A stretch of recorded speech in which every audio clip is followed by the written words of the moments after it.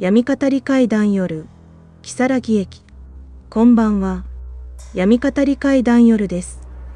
今夜お届けするのは、日本で最も有名な都市伝説の一つとして語り継がれている怪談、木更木駅です。インターネットの掲示板に突如現れた一人の女性。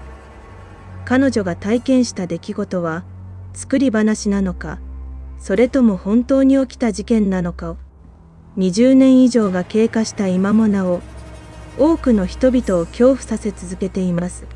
それでは、最後までゆっくりとお聞きください。2004年1月8日、時刻は午後11時40分頃、静岡県浜松市に住む一人の女性が、仕事を終えて帰宅するため電車に乗り組みました。彼女のハンドルネームは、わすみ。当時の彼女にとって、それはごく普通の帰宅風景でした。新浜松駅から乗車し、いつも利用している路線で家へ帰る。毎日のように繰り返している、何の変哲もない日常です。その日も同じでした。鷲宮学南鉄道へ乗り換え、空いていた座席に腰を下ろします。仕事で疲れていたのでしょう。座った瞬間、強い眠気が襲ってきました。彼女は少しだけ目を閉じます。ほんの数分だけ眠るつもりでした。しかし、その短い眠りが全ての始まりだったのです。しばらくして、鷲見は目を覚ましました。スマートフォンで時間を確認します。それほど長く眠っていたわけではありません。数分しか経っていないはずでした。何気なく窓の外へ目を向けます。今どの駅を通過しているのか確認するためでした。ところが、彼女はすぐに違和感を覚えます。外の景色がおかしいのです。普段なら街の明かりが見えるはずでした。住宅街や商店の灯り、見慣れた夜の風景。しかし窓の外に広がっていたのは、どこまでも続く暗闇でした。まるで遠く離れた田舎へ来てしまったかのような景色。人の気配もありません。異様なほど静かだったのです。鷲見は首をかしげました。ですが、それ以上に奇妙なことがありました。電車が停車しないのです。この路線は決して長い路線ではありません。通常であれば数分ごとに駅へ停車します。ところが、電車は走り続けていました。10分、15分、20分。それでも停車する気配がありません。しかも、いつもより速度が速く感じられました。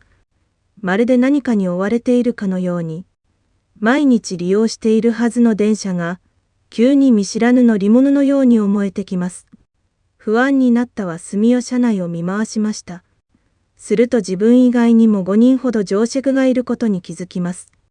しかし全員が眠っていました。誰一人として目を開けません。誰も異変に気づいていないのです。その光景が、かえって不気味でした。まるで自分だけが何かおかしな状況に置かれているような気がしたのです。恐怖を紛らわせるため、鷲見はスマートフォンを取り出しました。そして今起きている出来事をインターネットの掲示板へ書き込みます。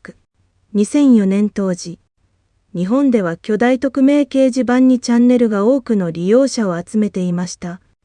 その中には、何か起きた出来事をリアルタイムで実況する文化が存在していました。困ったこと、不思議なこと、危険なこと、それらをその場で報告し、掲示板の利用者たちが助言を与えるのです。鷲見もそこへ書き込みました。さっきから電車に乗っているんですが、様子がおかしいです。20分以上走っているのに、全然停車しません。車内には私以外に5人ほどいますが、みんな寝ています。するとすぐに返信がつき始めました。最初は誰も深刻には受け止めていませんでした。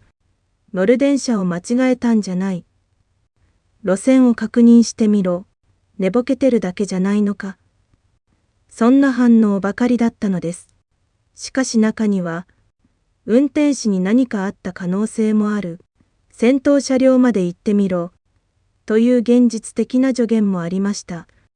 鷲見は言われた通り、車両を一つずつ移動していきます。そして先頭車両へ到着しました。運転席を覗こうとします。ところが、窓にはブラインドが下ろされていました。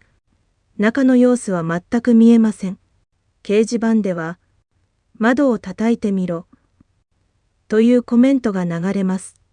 ワスミはガラスを軽く叩いてみました。しかし、返事はありません。何の反応も返ってこなかったのです。その直後でした。突然、電車は長いトンネルへ突入します。窓の外は完全な闇。何も見えません。街灯もない。光一つ存在しない。ただ黒い闇だけが続いていました。やがてトンネルを抜けると、電車はゆっくりと減速を始めます。ワスミは窓の外を見ました。そこには広大な草原と山々が広がっていました。浜松市の近郊とは思えない風景です。見たこともない景色。見たこともない場所。その時、彼女はあることに気づきました。そういえば、この路線でトンネルを通過した記憶がない。一度もない。毎日のように利用しているのに、そんなトンネルなど存在しなかったはずなのです。掲示板では、次にとままった駅名を確認してくれ、という書き込みが続いていました。そして、ついに電車が停車します。数秒後、ワスミは新たな書き込みを投稿しました。今、電車が止まりました。如月駅という駅です。私、降りた方がいいでしょうか。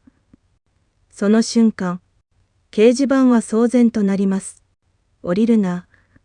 終点まで乗れ。いや、駅を確認してくれ。様々な意見が飛び交いました。誰もその駅名を聞いたことがなかったからです。しかし、ワスミは電車を降りました。ドアが閉まり、電車は闇の中へ消えていきます。残されたのは彼女一人だけでした。駅には誰もいません。駅員もいません。乗客もいません。人の気配すらありません。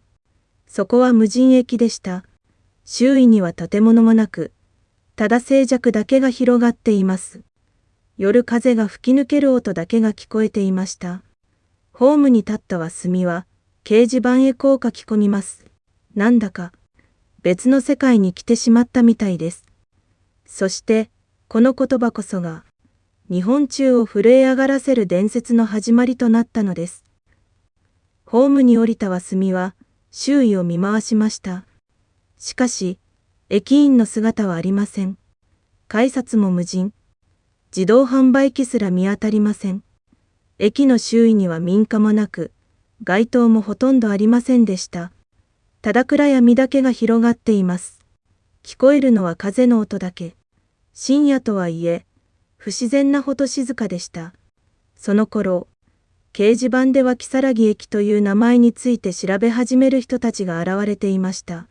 しかし、全国の駅名を検索しても、そのような駅は見つかりません。地図にも載っていない。時刻表にも存在しない。鉄道会社の記録にもない。どこを探しても出てこないのです。本当にそんな駅があるのか。ネタじゃないのか。夢でも見てるんだろう。疑う声も増え始めました。しかし、ワスミの書き込みは続きます。リアルタイムで状況が更新されているのです。すると掲示板の住人の一人が質問しました。駅名しるべは見たか。前後の駅名が書いてあるだろう。普通の駅なら必ずあります。どこの駅とどこの駅の間なのか。それを示す案内板です。ワスミは確認しました。ですが、そこには何もありませんでした。駅名だけが書かれている。前の駅も次の駅も表示されていないのです。そんなことあるのか。掲示板はさらにざわつきます。別の利用者が提案しました。GPS で場所を確認してみろ。ワスミはスマートフォンを取り出します。電波は正常でした。インターネットも問題なく使えています。掲示板への投稿もできています。しかし、GPS だけが反応しません。何度試しても位置情報を取得できないのです。場所がわかりません。GPS が動かないです。その書き込みを見た利用者たちは不気味な違和感を覚え始めました。通信はできる。しかし現在地だけがわからない。そんなことがあるのでしょうか。周りに何が見える。建物は、看板はないのか。次々と質問が飛びます。しかし、何もありません。駅の周囲は真っ暗。遠くまで見渡しても建物らしきものは存在しませんでした。時間はすでに深夜。終電も終わる時間帯です。鷲見は駅から出て、タクシーを探そうと考えました。ですが、駅前には車一台ありません。当然、人影もありません。まるで世界から取り残されたような感覚でした。掲示板では、とりあえず家族に連絡しろ、という意見が多くなります。また別の利用者は、線路沿いに歩けば、どこか別の駅に着くはずだ、と助言しました。この場所から立刻も早く離れたかった鷲見は、その助言に従います。線路の上を歩き始めたのです。しかし、足元は線路の採石。彼女はヒールを履いていました。歩きにくく、何度もバランスを崩します。そして、ついに転倒してしまいました。ヒールは折れ、足にも傷を負います。痛みをこらえながら歩く鷲見。その途中で、彼女は警察へ電話しました。如月駅にいるんです。すると警察は困惑します。そんな駅は存在しません。最初はいたずらだと思われたのでしょう。まともに取り合ってもらえませんでした。結局、鷲見は誤って電話を切るしかありませんでした。どこにいるのかわからない。警察にも信じてもらえない。周囲には誰もいない。その時でした。ドン、ドン、ドン。遠くから太鼓の音が聞こえてきたのです。さらに、カン、カン、という鐘のような音まで混ざっています。深夜の山奥、誰もいないはずの場所。それなのに祭りのような音だけが聞こえてくる。掲示板は騒然となりました。駅に戻れ。絶対にその音へ近づくな。まず安全な場所へ行け。しかし、鷲見には振り返る勇気がありませんでした。音が徐々に近づいているように感じられたからです。そして、その時、突然、後ろから声が聞こえました。危ないですよ。線路の上を歩いちゃ。驚いて振り返ります。そこには老人が立っていました。やっと人に会えた。そう思った次の瞬間、鷲見は凍りつきます。老人の片足がなかったのです。しかも、目を離した一瞬のうちに、その老人は姿を消していました。まるで最初から存在しなかったかのように、掲示板へそのことを書き込むと、利用者たちは一斉にざわめきました。今の何だ。人間じゃないだろう。すぐに下ろう。そして誰かが冗談半分にこう書き込みました。もう異世界なんじゃないか。別の利用者も続けます。鷲見って本当に生きてるのか。しかし、鷲見は反論しました。私は生きています。転んだ時に怪我もしました。血も出ています。現実世界との連絡も取れています。父親とも電話がつながっていました。だからこそ余計に不気味でした。本当に生きているのに、本当に存在しているのに、なぜ自分はこんな場所にいるのか。時計を見ると、すでに深夜瀬路地を過ぎています。ところが周囲の景色は、なぜか夕暮れのようにも見えました。夜なのに夜ではない。時間の感覚までもがおかしくなり始めていたのです。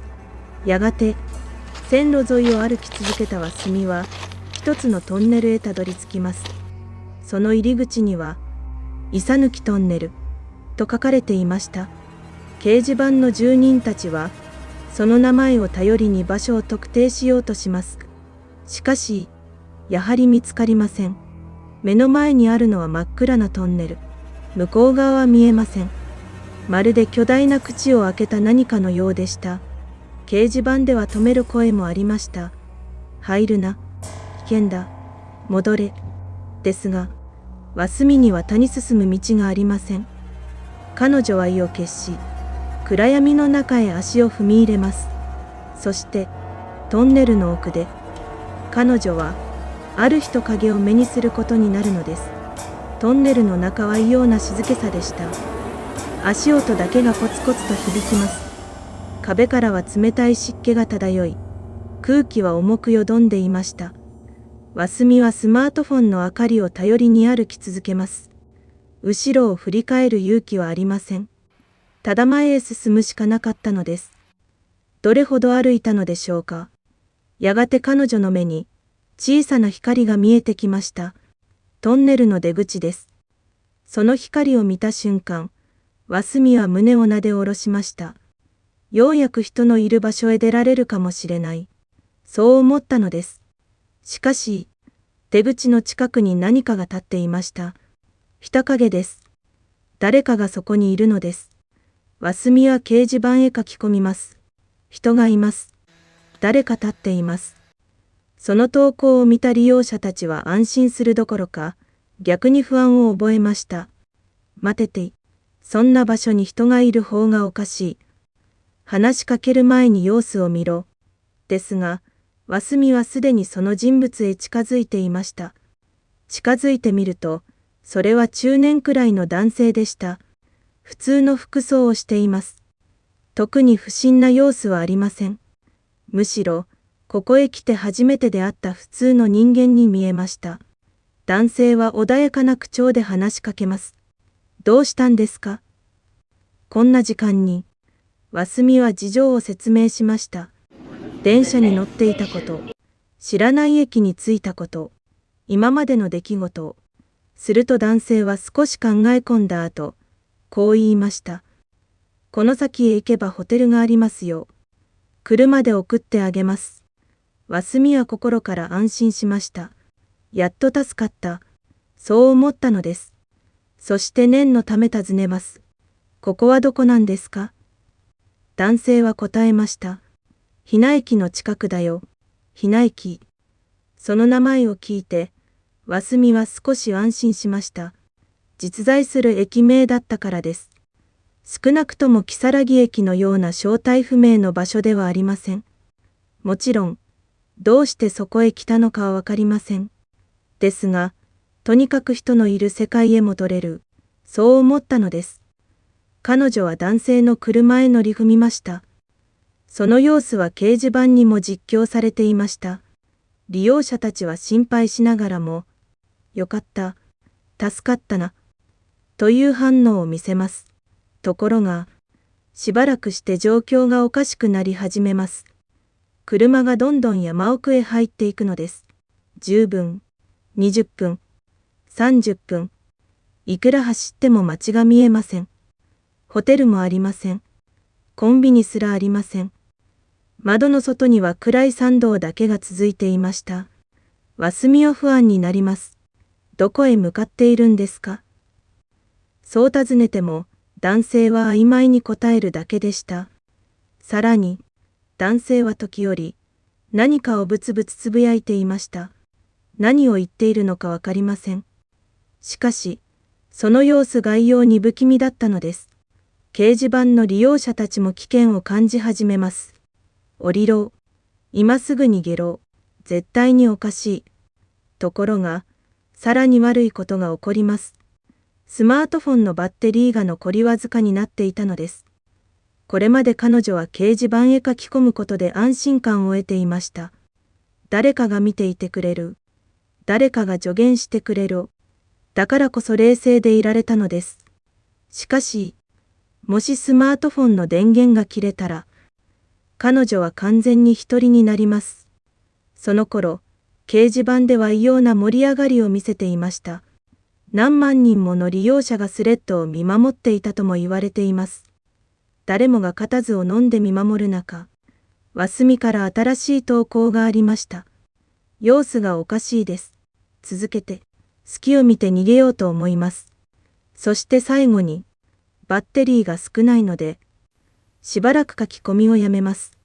それが、わすみの最後の投稿でした。その後、彼女からの書き込みは一切ありません。電話もありません。連絡もありません。掲示板の利用者たちは待ち続けました。数時間、数日、数週間。しかし、わすみは二度と現れませんでした。そして、ここから如月駅は、日本中に知られる都市伝説となっていくのです。本当に彼女は存在したのでしょうか。本当に異世界へ迷い込んだのでしょうか。それとも誰かが作り上げた壮大な創作だったのでしょうか。ですが、一つだけ確かなことがあります。20年以上が経った今も、この出来事の真相を知る者は誰もいないということです。そして、如月駅の噂は、ここで終わらなかったのです。わすみの最後の投稿から数日、掲示板には彼女の帰還を待つ書き込みが続いていました。しかし、何日経っても新しい投稿はありません。数ヶ月が過ぎても同じでした。結局、わすみを名乗る人物が再び現れることはなかったのです。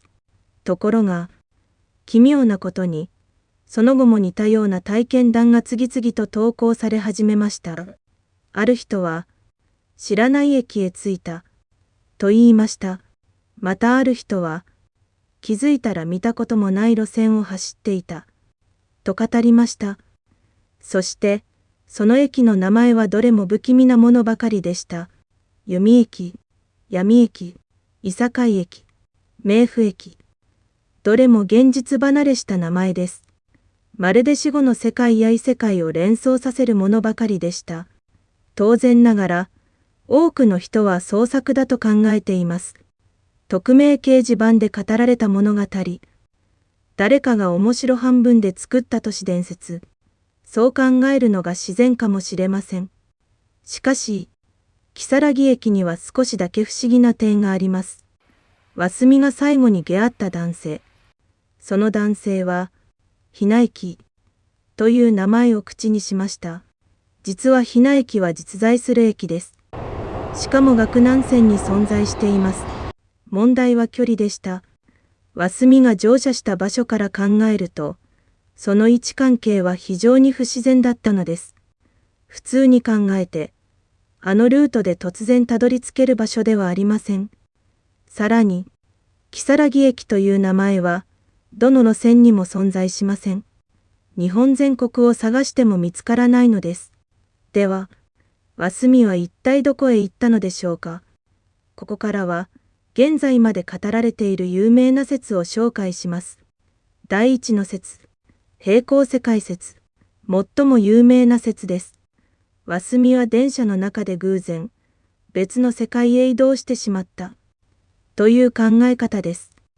私たちが暮らしている世界とは少しだけ違う世界。よく似ているけれど決定的に違う世界。GPS が使えなかったこと、存在しない駅へ到着したこと、時間の感覚がおかしくなったこと、これらは別世界へ迷い込んだ証拠ではないかと言われています。ネット上では、異世界駅、異界の入り口、として今でも語られています。第二の説、あの世への入り口説。こちらも非常に有名です。わすみは電車の中で眠っている間に死亡していた。そして彼女が降り立った如月駅は、あの世へ向かう途中駅だった。という説です。この説では、片足のない老人にも意味があります。老人は先祖の霊、あるいは守護霊、危険だから戻れと警告するために現れた存在だった。そう解釈されるのです。さらに、トンネルも重要な意味を持ちます。昔から日本では、トンネルはこの世とあの世をつなぐ境界の象徴として語られてきました。真っ暗なトンネルを抜けた先で現れた男性。もし彼が人間ではなかったとしたら、彼は死者を導く存在だったのではないか。そんな解釈も存在しています。第三の説。完全な創作説。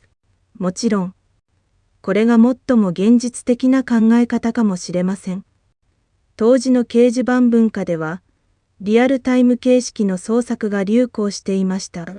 そのため、誰かが物語として投稿し、多くの人が参加した結果、都市伝説として完成したという見方です。実際、決定的な証拠は何もありません。だからこそ、真相は今も不明なのです。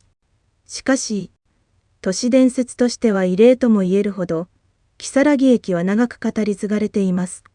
映画化、漫画化、小説家、ゲーム化、20年以上が経った今もなお、新しい作品が生まれ続けています。